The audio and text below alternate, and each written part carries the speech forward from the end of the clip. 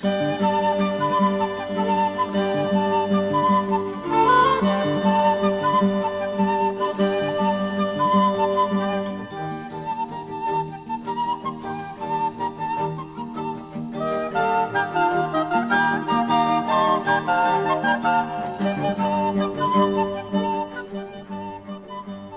hombre ha consumido el café como bebida energética desde tiempos inmemoriales.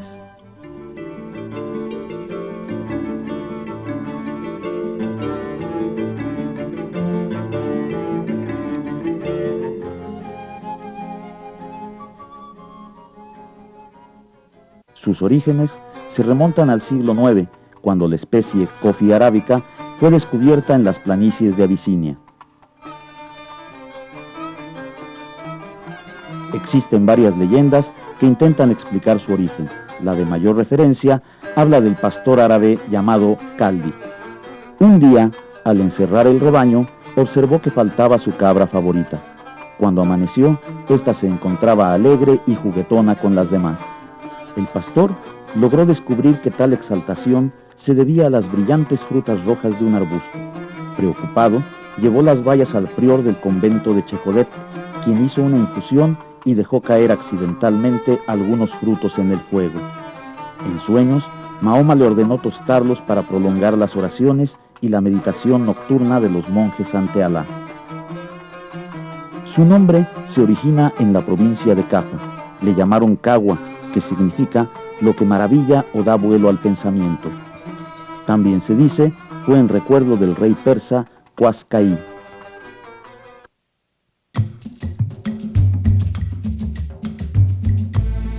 Seguramente pasó a Yemen a través de peregrinos. Pronto se convirtió en el vino árabe de las comunidades religiosas musulmanas. Su popular consumo se extendió a Siria y Constantinopla en el siglo XVI, ciudad en la que aparecieron las primeras casas de café. El placer que provocaba la bebida al sultán Solimán el Grande lo encareció y convirtió en una señal de prestigio social para el mundo islámico, tomando el nombre de Kahwe. Fueron los árabes quienes dieron a conocer la bebida en otros continentes de las tierras conquistadas: España, Turquía, los Balcanes, India y el norte de África. Turquía se convirtió en el principal centro consumidor y difusor de la cultura cafetera. Los árabes dominaban la producción y guardaban celosamente su fruto. Se dice que hervían y tostaban las semillas antes de exportarlas para impedir toda germinación fuera de sus tierras.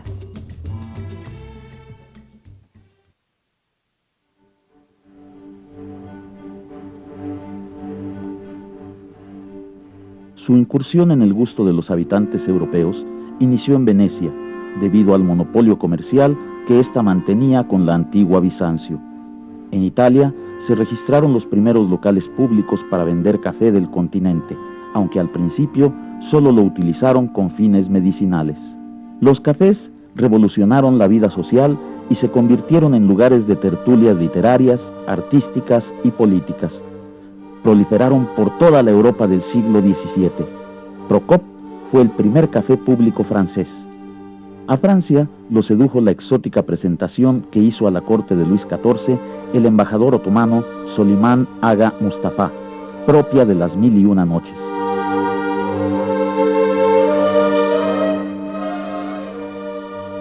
Contrariamente, a Austria ingresó como trofeo de la guerra que libraron contra los árabes, inició el tostado moderno y aportó el café vienés al mundo, que consiste en agregar miel y nata. Así eliminan la aspereza del café turco. A mediados del siglo XVIII, la sobreproducción mundial que existía en ese momento mantenía el precio del café accesible a cualquier bolsillo. Aparecieron ambulantes armenios vestidos a la turca y poco a poco las tabernas fueron desplazadas. En Francia vendían al populacho café con leche endulzado con azúcar. Los obreros encontraban la bebida más económica, vigorosa y con mejor sabor que cualquier otra. En la historia del café se han dictado leyes en su contra.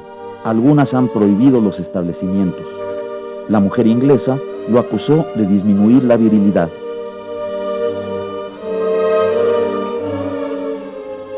Los políticos de ser los centros de conspiración contra los gobiernos.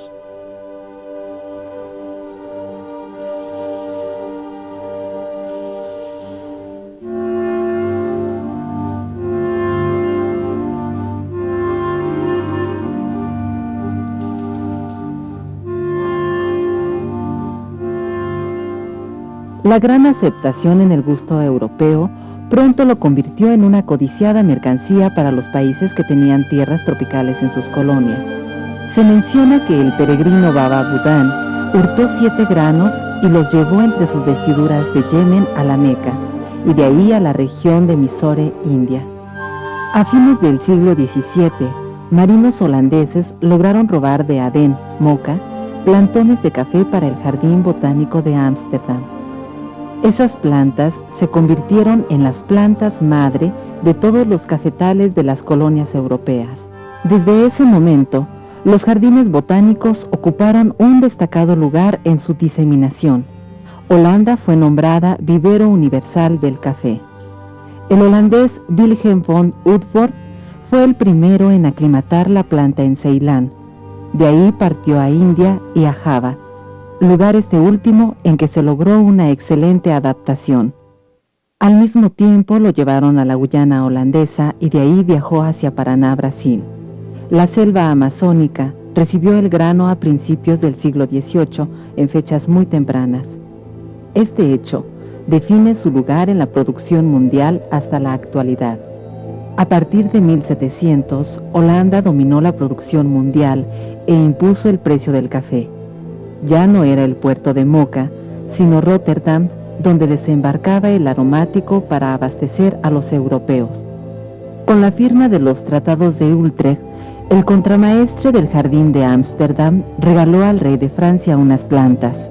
El botánico Jussieu se encargó de cuidarlas y reproducirlas.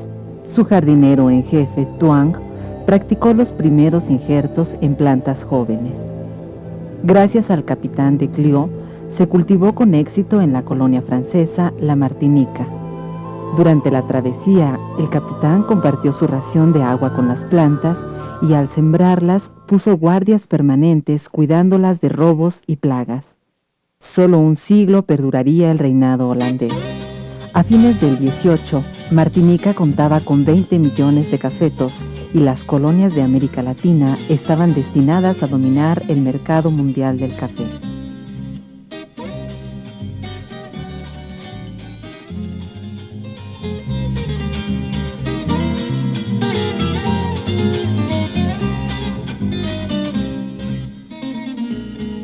Durante el siglo XVIII se expandió de las Antillas a Centro y Sudamérica.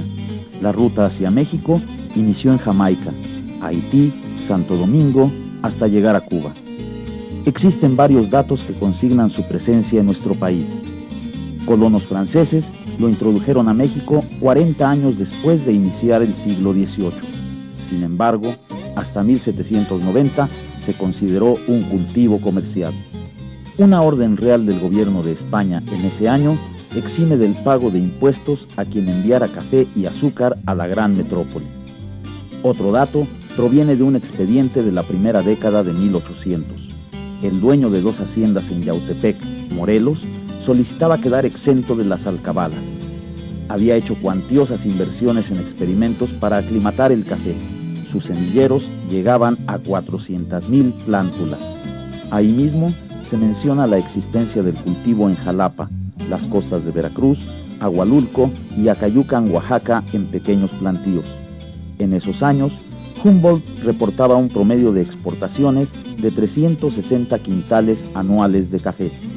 Debió ser la Guerra de Independencia la que paralizó la expansión del cultivo.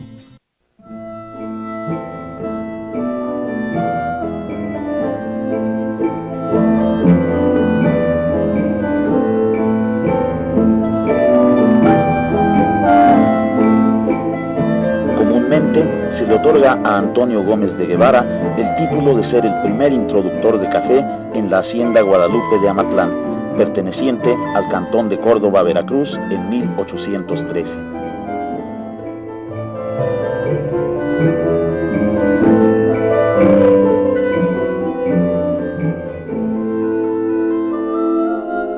El café recorrió las tierras tropicales del país y poco a poco se adaptó a sus condiciones climáticas. Para conocer el manejo del cultivo, algunos rancheros viajaban a Cuba u otros países que tuvieran plantaciones en producción, pero sus fines aún eran experimentales y de consumo local más que comerciales. Durante los primeros 60 años del siglo XIX, el café fue cultivado en haciendas, ranchos o pequeñas propiedades, pues daños climáticos en la producción brasileña mantuvieron elevados los precios del mercado internacional y propiciaron la expansión masiva del cultivo.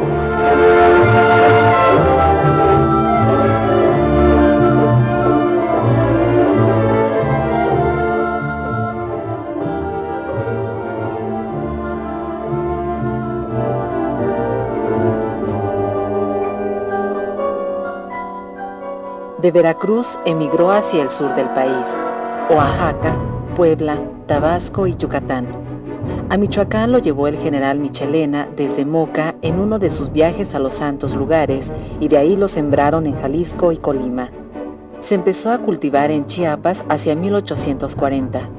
El italiano Mancinelli lo trasladó de Guatemala a su hacienda La Chácara. Pocos años más tarde, los alemanes emigraron de Guatemala hacia el Soconusco en busca de terrenos propicios para el cultivo. Traían consigo moderna tecnología. A Oaxaca ingresó tardíamente, 7 décadas después de comenzar el siglo.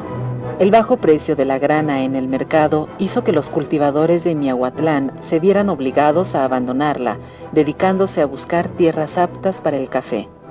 Fue así como los primeros en salir fundaron, 10 años más tarde, Pluma Hidalgo, poblado que en unos pocos años ganó el reconocimiento por su excelente calidad y de donde provenía la producción con los precios mejor cotizados del grano en México a finales del Porfiriato.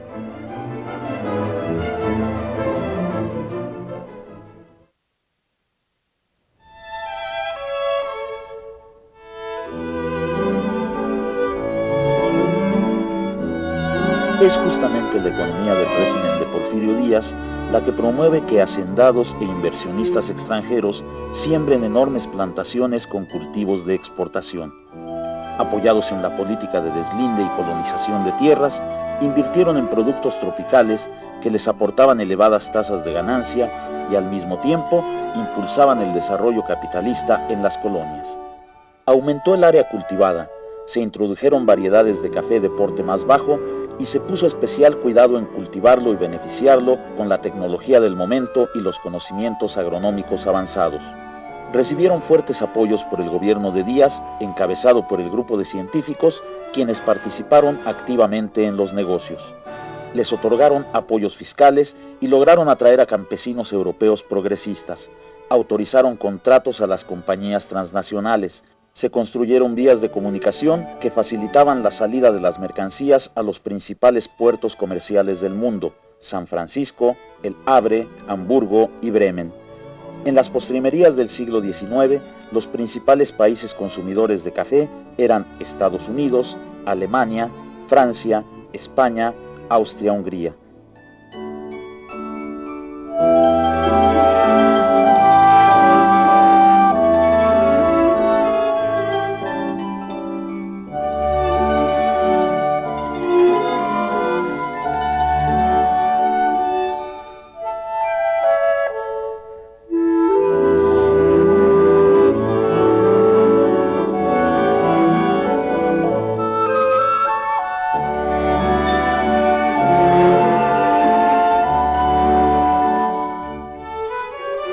Solo las grandes fincas beneficiaban su café. Los pequeños productores estaban obligados a venderlo en cereza o bien beneficiaban su café en seco para venderlo poco a poco. En las haciendas se producían y explotaban miles de hectáreas con diversos productos: café, maderas preciosas, caña de azúcar, tabaco, hule, cítricos, maíz, frijol, ganado, todos con un mercado seguro. Veracruz tenía la ventaja de contar con el puerto comercial más importante del país. El muelle fiscal Porfirio Díaz controlaba el comercio internacional del Atlántico. El trabajo barato de peones acasillados sostenía las necesidades de la hacienda durante todo el año. Otros campesinos solo eran contratados en épocas de corte. Algunos más arrendaban tierras obligados a pagar en especie y entregar el grano para procesarlo en el beneficio del hacendado. Los estados del sur aún tenían tierras vírgenes, en las que habitaban etnias que convivían con la naturaleza y producían para el autoconsumo. Las empresas transnacionales eligieron por excelencia a Chiapas, Tabasco y la parte sur de Veracruz para establecer enormes plantaciones. En corto tiempo, los grandes consorcios subordinaron con su capacidad financiera y comercial a los pocos productores que existían en pequeña escala. En Oaxaca, cafetales en producción fueron adquiridos por medio de hipotecas y los sobrevivientes solo enfrentaban las imposiciones de la inversión extranjera. En medio de la selva, exóticos administradores extranjeros cuidaban personalmente las inversiones de estas empresas sin renunciar a las costumbres y hábitos de sus países de origen. Del Soconusco se exportaba directamente a Hamburgo e importaban la mayoría de los artículos de consumo propio. En haciendas y plantaciones, el café convivía con otros cultivos de exportación. Llama la atención el caso de Córdoba, Veracruz, que de las 22 haciendas reportadas, el café fue el único producto de exportación. A finales del Porfiriato, los principales cantones que producían café fueron Córdoba, Coatepec, Huatusco, Jalacingo y Orizaba.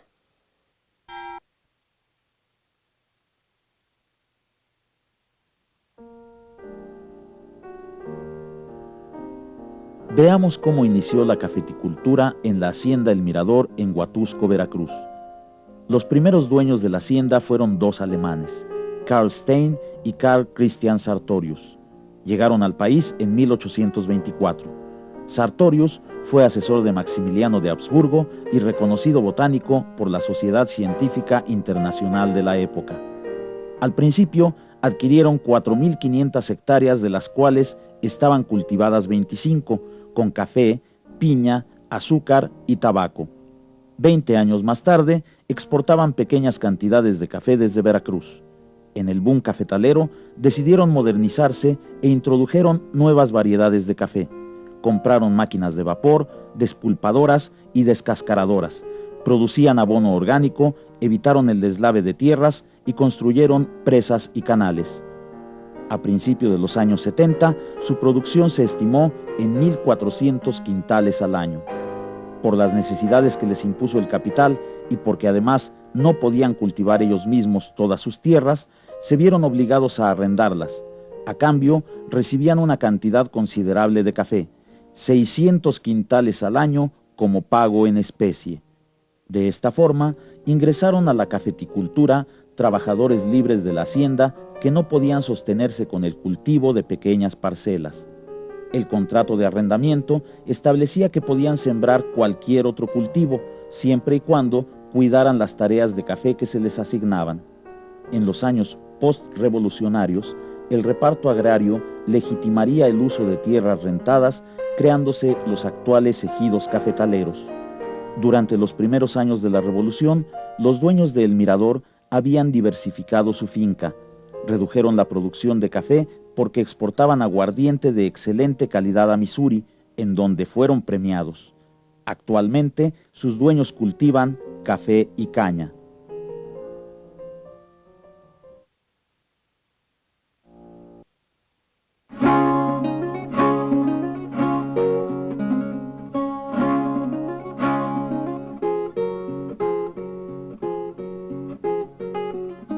A finales del Porfiriato, las estadísticas reportan 17 estados productores de café. Los hemos dividido en 3 grandes grupos. En el primer grupo solo hay 3 estados. Veracruz aportaba el 60% de la producción nacional. Le siguen Chiapas y Oaxaca. En el segundo grupo se encuentran, con producción media, Puebla, Tabasco, Tepic, Hidalgo, Michoacán, Colima, Jalisco y Guerrero. El tercero está formado por estados marginales que indican fuertes altibajos en la producción de café en el transcurso de 7 años: Baja California, Yucatán, Durango y Querétaro.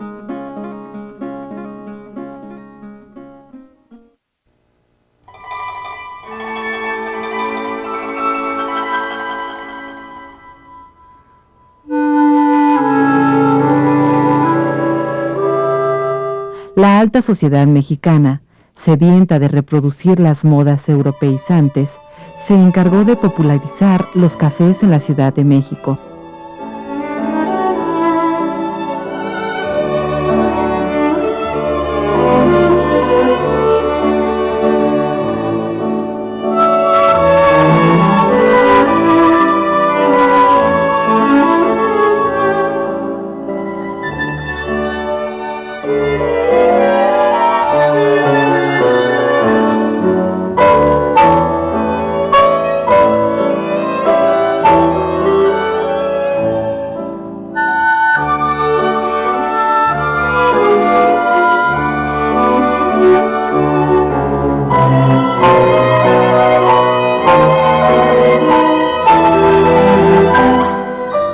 A principios del siglo XIX, nuestra bebida compite con el chocolate, té de hojas, champurrado, atole y pulque.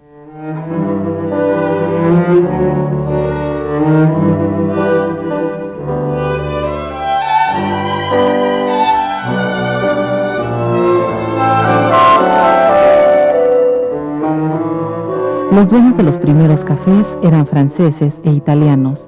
Dichos establecimientos también servían como fondas, neverías, cantinas o vinaterías. En ellos se jugaba ajedrez, dominó, cartas y billar, convirtiéndose en punto de reunión obligado para celebraciones políticas, negocios, conquistas, lectura del periódico o bien para escribir poemas. 25 años antes de terminar el siglo, el Café Progreso revolucionó su servicio. Por primera vez en México había meseras sirviendo café.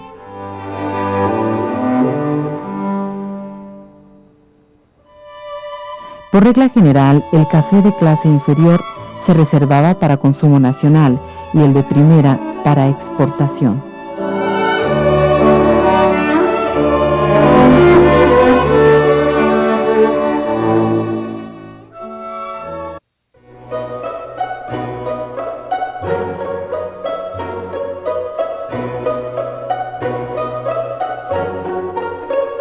La historia del café presenta problemas permanentes: falta de brazos en la época de corte, bajas en los precios internacionales, plagas y enfermedades. Estos fueron algunos a los que se enfrentaron los cafetaleros de principios de siglo.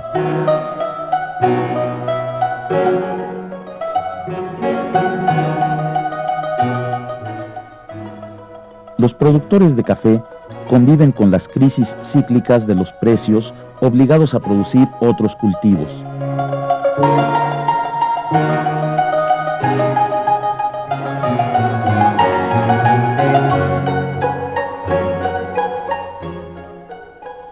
El café siempre ha inspirado al arte en sus diferentes manifestaciones.